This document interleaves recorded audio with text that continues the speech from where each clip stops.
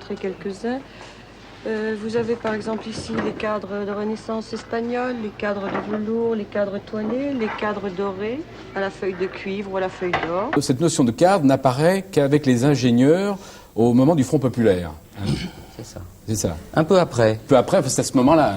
Alors comment avant, au début du siècle, alors tous ces gens qui avaient des responsabilités dans les entreprises, comment on les appelait? Ils s'appelaient Les collaborateurs, souvent. Ah, Ça voulait dire les collaborateurs du patron. Ah bon. Les employés supérieurs. Qu'est-ce que vous pensez des cadres, monsieur? Quel cadre? Les cadres de l'entreprise. Ah, fichu boulot, mon vieux. Ah oui. Voilà ce qu'on nous dit à l'INSEE. On nous dit on va appeler cadre l'ensemble des personnes qui se considèrent elles-mêmes comme appartenant à la catégorie. Alors vous voyez tous les gens qui se disent moi je suis cadre, on peut dire qu'ils sont cadres. Puis l'INSEE ajoute et qui peuvent être considérés par les autres comme appartenant à la même catégorie. Autrement dit, les cadres sont ceux que les autres appellent les cadres et qui s'appellent eux-mêmes cadres.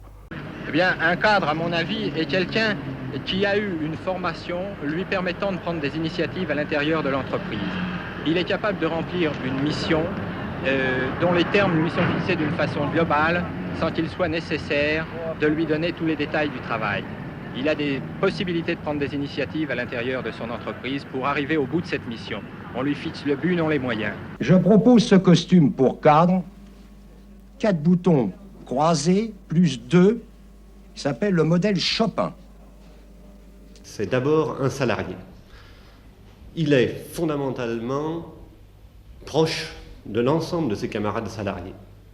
Mais c'est un salarié compétent, qui, par sa formation, son rôle technique dans l'entreprise ou dans les services, apporte à l'économie, à la société, une richesse qu'il faut absolument reconnaître. Il y a d'une part le titre ou l'appellation ou le label, comme vous voulez, c'est-à-dire l'appartenance au groupe cadre comme codifié socialement, et dès lors, il y a plusieurs critères, même si parfois ils se contredisent, qui entrent en ligne de compte, notamment l'affiliation à une caisse de retraite, le statut défini dans les conventions collectives, le diplôme et la fonction exercée, l'inscription dans tel collège électoral. Quand le problème devient plus difficile, c'est quand on parle de la fonction d'encadrement. En anglais, par exemple, il n'y a pas de mot. Et en fait, c'est un mot intraduisible dans aucune langue étrangère. Mais c'est bien français. Et quand on parle d'encadrement, cadre, ça vient d'encadrement, ça veut dire qu'on les définit par rapport aux employés et aux ouvriers. En fait, c'est par différence qu'on les définit. Ça n'est pas dans leur fonction. Car quand on prend les dénominations anglaises, executive, manager, ça correspond à des rôles joués.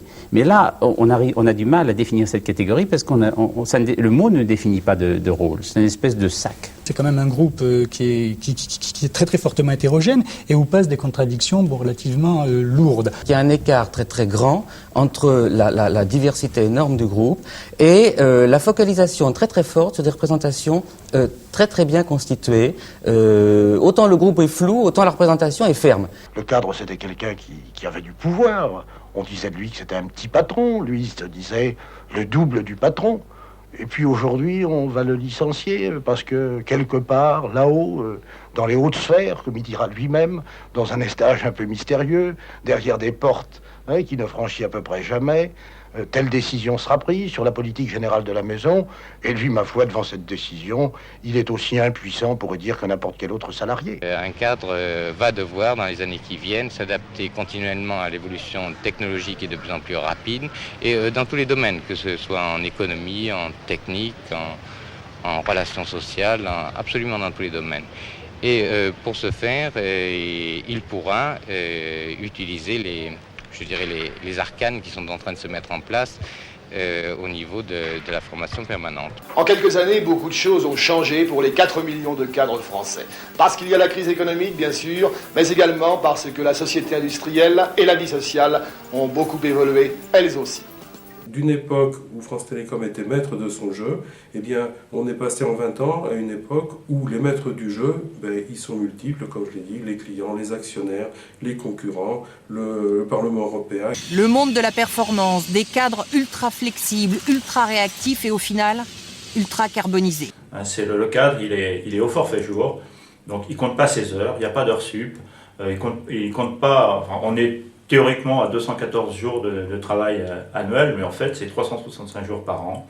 Finalement, tu es contente de faire ce que tu fais, de passer les nuits au bureau, de dire que t'as pas le temps parce que tu as vraiment trop de boulot, d'être là à répondre nuit et jour à tous tes mails. Être heureux d'être là. C'est bien qu'on est usé et qu'on a besoin de ces jours-là justement pour récupérer et qu'on a besoin aussi de cet équilibre pour que justement on soit bien dans notre tête aussi au travail. Il est vraiment profondément déstabilisé, il y a une défiance envers les dirigeants, notamment quand la stratégie financière se fait au détriment de l'activité, tout ce qui est de l'ordre de la reconnaissance de sa contribution par l'organisation.